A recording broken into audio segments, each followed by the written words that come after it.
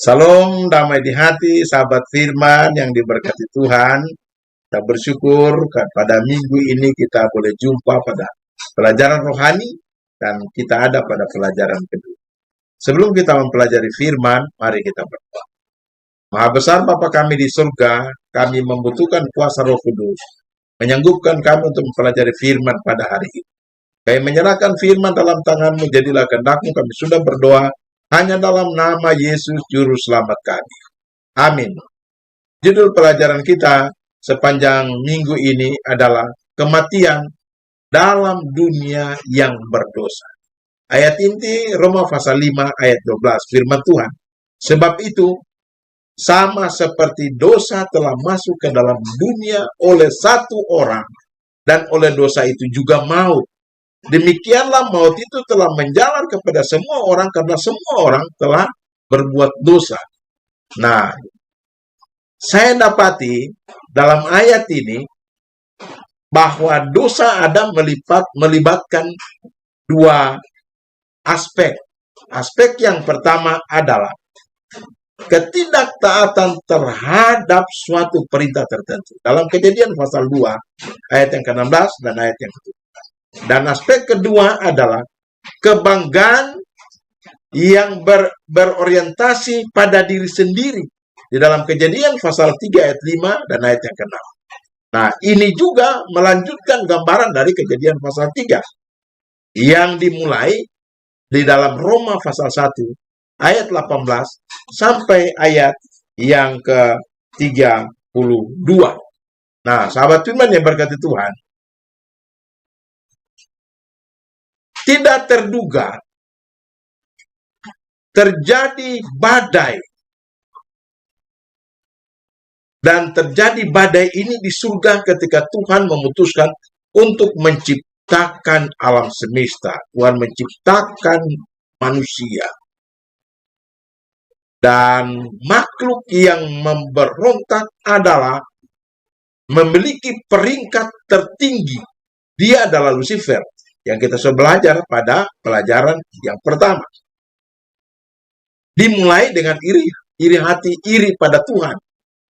Nah, ketika Tuhan menciptakan dunia ini dan pada hari yang ke-6 dia menciptakan manusia, Tuhan menempatkan mereka dalam Taman Eden, dan Tuhan memperingatkan Adam dan Hawa pertama kali tentang pemberontakan dan memberi mereka instruksi yang jelas yang akan menguji kesetiaan mereka kepada Tuhan atau kepada musuh.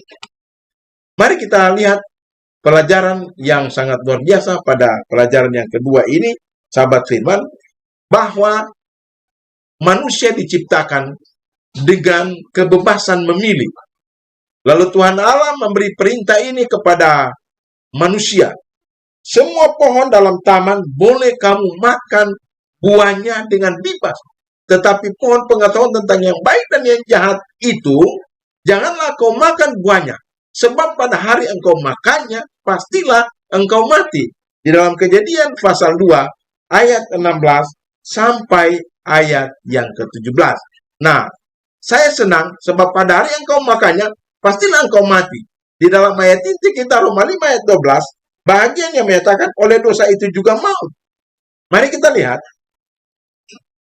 Oleh dosa itu juga maut. Alkitab mengungkapkan 3 tahap dari kematian. Yang pertama adalah kematian rohani. Dalam Kejadian 2 ayat 17, Kejadian 3 ayat 1 sampai 7, Efesus pasal 2 ayat 1. Yang kedua, kematian badani. Di dalam Kejadian pasal 5. Yang ketiga adalah kematian kekal.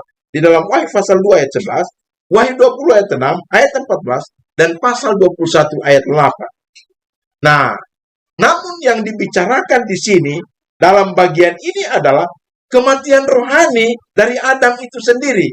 Kejadian pasal 3 ayat 14 sampai ayat 19. Nah, kematian Adam ini, kematian rohani dari Adam ini yang menghasilkan kematian jasmani dari umat manusia di dalam Kejadian pasal yang kelima. Nah, mari kita lihat seorang pemerhati rohani, James Stewart, ia memberikan beberapa alasan dosa. Yang pertama adalah kejatuhan Adam. Dan yang kedua adalah cobaan setan. Yang ketiga adalah pemberontakan manusia yang berkelanjutan.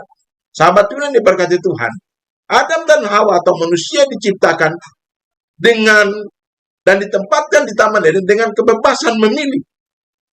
Itu sebabnya alam menasihatkan Adam dan Hawa untuk memilih tidak memakan buah itu. Ketaatan mereka ini berubah, saudara-saudara. Mengapa berubah? Karena si penggoda muncul sebagai ular dan mendorong mereka untuk memilih ketidaktaatan. Mari kita perhatikan, ular itu memakan buah dan tidak mati. Nah, ini menyindir Tuhan, bahwa Tuhan sedang menetapkan aturan secara berubah-ubah. Ketika hal ini terjadi, kita dapat dalam pelajaran ini, Hawa lupa bahwa firman Tuhan selalu dapat dipercaya. Meskipun kelihatannya tidak logis. Pelajaran bagi kita, saudara-saudara, kita pun sering menghadapi situasi serupa seperti hari ini. Atau setiap hari kita menghadapi situasi yang berbeda.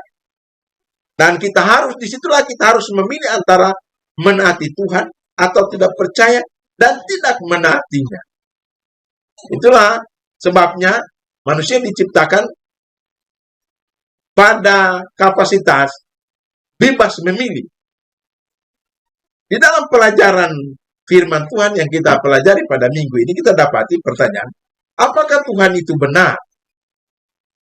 Mari kita baca ayat Kejadian 3 ayat 5. Tetapi Allah mengetahui bahwa pada waktu kamu memakannya, matamu akan terbuka, dan kamu akan menjadi seperti Allah, tahu tentang yang baik dan yang jahat. Nah, sahabat firman yang diberkati Tuhan, kita perhatikan ayat ini, bahwa setan tidak memulai percakapan dengan godaan terbuka. Dia membuat pertanyaan samar yang bisa dijawab Hawa dalam Kejadian pasal 3, ayat 1 sampai ayat yang ketiga. Nah, dengan begitu, dia mendapat perhatian Hawa. Kemudian, sahabat firman, kita perhatikan dalam Kejadian pasal 3 ini, secara terbuka, dia menentang Tuhan dan menyatakan bahwa motif Tuhan tidak jelas. Di dalam Kejadian pasal 3 ayat 4 dan ayat 5. Pertanyaan yang sama, apakah Tuhan itu benar? Apakah dia menyembunyikan sesuatu? Apakah dia benar-benar menginginkan kesejahteraan Anda? Maka jawabnya adalah, memang Tuhan itu benar. Disinilah Hawa harus memilih antara percaya kepada Tuhan atau tidak. Dia menganalisa masalah ini dan meragukan firman Tuhan dalam Kejadian pasal 3 ayat 6. Dia meragukan firman Tuhan karena dia melihat ada 3 aspek. Aspek yang pertama adalah aspek nutrisi dari buah itu, bahwa buah pohon itu baik untuk dimakan. Aspek yang kedua adalah aspek estetika, bahwa dia melihat buah itu sedap kelihatannya. Dan aspek yang ketiga adalah aspek logis. Pohon itu menarik hati karena memberi pengertian. Nah, sahabat yang diberkati Tuhan, kita dapati dalam pelajaran yang sangat luar biasa. Jika kita meragukan Tuhan, sahabat firman, kita mungkin berakhir dengan mempertahankan hal-hal yang mengakibatkan kematian pada kita. Oleh sebab itu, pertanyaan selanjutnya adalah, siapa yang harus kita percaya? Apakah percaya pada Tuhan atau kepada setan? Tuhan berkata dalam Kejadian pasal 2 ayat 17 dan Kejadian pasal 3 ayat 4, sebab pada hari yang kau makannya, pastilah engkau mati. Setan berkata, sekali-kali kamu tidak akan mati. Kita mau percaya siapa ini, sahabat firman? Nah, disinilah kita dapati bahwa setan secara terbuka menentang firman Tuhan dengan mengatakan bahwa Adam dan Hawa tidak dapat mati karena mereka abadi. Adam dan Hawa tidak mati pada saat itu. Ya, kita dapati dalam keterangan pertama bahwa mati secara rohani. Tetapi mereka akhirnya mati juga. Pada hari engkau makannya, pastilah engkau akan mati. Kejadian pasal 3 ayat 19. Kemudian, setan mengubah strategi yang lain. Dia mulai meyakinkan manusia bahwa tubuh mereka tidak abadi, tetapi jiwa mereka kekal, hidup. Ini adalah teori kematian. Hampir semua peradaban percaya pada semacam keadaan sadar setelah kematian. Jadi tubuh mati, jiwa tidak mati. Nah, bahkan pandangan Kristen dan sekuler telah memeluk kebohongan ini. Ya, kebohongan ini. Namun kita dapati dalam firman Tuhan pada hari ini, jika saudara baca dalam Mazmur pasal 115 ayat 17, Mazmur 146 ayat 4, Pengkhotbah pasal 9 ayat 5, Matius 10 ayat 28, firman Tuhan sangat jelas bahwa jiwa kita juga mati. Dan ketika pernyataan rohani dari firman Tuhan ini kita bacakan, pertanyaan, siapa yang harus kita percaya? Maka saya pastikan sahabat firman, kita akan mengambil keputusan untuk mempercayai Allah oleh karena apa yang disampaikan Allah itu ya, amin dan benar. Sangat luar biasa firman ini. Nah, mari kita lihat pelajaran selanjutnya. Kita dapati dalam Kejadian pasal 3 ayat 11, firman-Nya, siapakah yang memberitahukan kepadamu bahwa engkau telanjang? Apakah engkau makan dari buah pohon yang kularang engkau makan itu? Dalam Kejadian 3 ayat 11 ini terjadi kejatuhan. Adam dan Hawa berpikir bahwa buah itu akan memberi mereka pengetahuan yang lebih tinggi. Mereka meninggalkan Tuhan dan bergabung dengan iblis dengan memakannya. Ini membawa konsekuensi yang tragis. Konsekuensi yang tragis, saudara akan baca di dalam Kejadian pasal 3 ayat yang ke-6, Kejadian pasal 3 ayat 12, 3 ayat 16, 17, 19, dan Kejadian pasal 3 ayat 18. Mereka takut akan Tuhan dan bersembunyi dari Tuhan. Yang berikut mereka saling menuduh. Yang berikut mereka akan merasakan sakit dan mati. Dan yang terakhir adalah alam akan memburuk. Dan mereka akan melihat kejadian ini. Akibat ketidaktaatan mereka, maka hukuman mati bagi seluruh umat manusia karena orang-orang yang hidup tahu. Ya, hukuman mati bagi semua umat manusia. Dan dalam Pengkhotbah pasal 5, 9 ayat 5, Roma 5 ayat 12, menyatakan bahwa karena orang-orang yang hidup tahu bahwa mereka akan mati. Sangat luar biasa firman yang kita pelajari pada ini. Dan sahabat firman yang diberkati Tuhan, ketika Adam dan Hawa telah jatuh di dalam dosa, Allah tidak membiarkan Adam dan Hawa. Allah harus hadir dan janji Tuhan diberikan pada waktu itu di dalam Kejadian 3 ayat 15. Aku akan mengadakan permusuhan antara engkau dan perempuan ini, antara keturunanmu dan keturunannya. Keturunannya akan meremukkan kepalamu dan engkau akan meremukkan tumitnya. Kata permusuhan dalam bahasa Ibrani adalah ebah. Ini menyiratkan tidak hanya kontroversi kosmik yang bertahan lama antara yang baik dan yang jahat, tetapi juga penolakan pribadi terhadap dosa yang telah ditanamkan oleh kasih karunia Allah dalam pikiran manusia.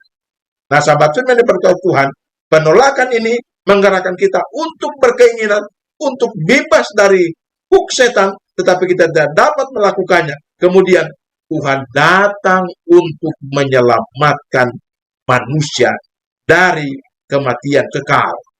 Yesus mati untuk membebaskan manusia dari kematian kekal. Mengakhiri pelajaran ini, saya menyampaikan beberapa poin. Mari kita perhatikan poin-poinnya. Bahwa yang pertama, setan menyadari benar bahwa jiwa yang paling lemah yang tinggal di dalam Kristus adalah lebih dari sekedar lawan bagi bala tentara kegelapan. Dan bahwa jikalau ia menyatakan dirinya secara terbuka, maka ia akan dihadapi dan dilawan. Poin yang kedua, itulah sebabnya sahabat firman, setan berusaha menarik tentara-tentara salib keluar dari benteng mereka yang kuat, sementara ia dan pasukannya siap sedia membinasakan semua yang berani menginjak wilayah. Poin yang ketiga, mari kita perhatikan. Hanya dengan bergantung kepada Allah dan menuruti semua perintah-perintahnya, manusia bisa bebas dan aman dari rencana si jahat. Marilah kita berpihak kepada Tuhan. Tuhan sanggup menyelamatkan kita. Tuhan sanggup melindungi kita dari segala ancaman dari si jahat. Tuhan Yesus memberkati. Mari berdoa. Kami bersyukur Bapa di surga, firman yang kami pelajari pada hari ini mengingatkan kami bahwa Tuhan sementara berusaha untuk menyelamatkan kami, membebaskan kami dari kematian kekal, dan kami boleh dapat hidup kekal bersama dengan Tuhan. Ajarlah kami untuk kami setia dari saat ini ketika kami mendengarkan firman. Kami berkomitmen untuk berpihak kepada Tuhan, karena kami tahu pada minggu ini bahwa Tuhan, apa yang dikatakan oleh Tuhan, ya, amin, dan benar. Kami menyerahkan seluruh kehidupan kami ke dalam tangan kasih Tuhan. Ini doa kami, persembahkan doa ini hanya dalam nama Yesus, Juru Selamat kami. Amin.